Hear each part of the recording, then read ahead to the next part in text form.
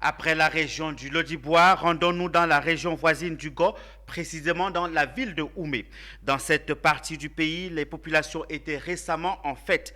Elles se réjouissaient des actions de développement du président du conseil régional du Go. Les précisions dans ce compte rendu.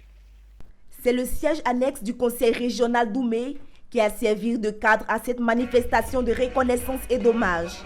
Les actions de développement du président du conseil régional du Go ont été saluées par les femmes des départements d'Oumé, dans le centre-ouest de la Côte d'Ivoire. Présente aux côtés du président du conseil régional d'Igo, Mme Fatmata Sangaré, la sénatrice de cette région, a assuré le président Djedje Bagnon du soutien plein et entier des femmes d'Oumé. De notre instrument commun de développement humain.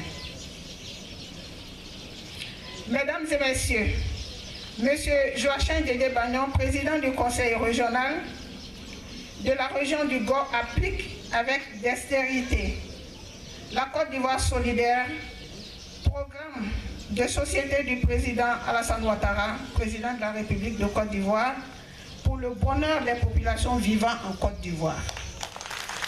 À cette journée de reconnaissance et d'hommage, le président du conseil régional du Go s'est félicité de la grande mobilisation des femmes d'Oumé.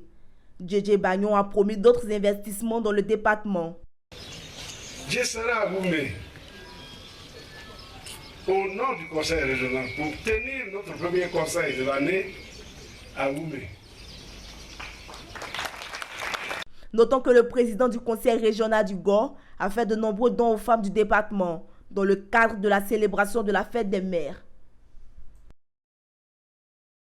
La Chine finance à 40 millions de dollars américains une école de formation des futurs dirigeants des partis au pouvoir en Afrique, a rapporté le quotidien South China Morning Post ce 21 juin.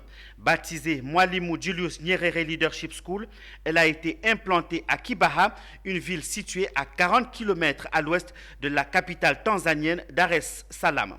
L'école a été construite par les partis au pouvoir de 6 pays africains que sont la Tanzanie, l'Afrique du Sud, le Mozambique, le Zimbabwe, la Namibie et l'Angola. Mwalimu Julius Nyerere Leadership School a accueilli début juin sa première promotion composée de 120 étudiants amenés à accéder aux plus hautes responsabilités au sein des partis au pouvoir dans les 6 pays nommés.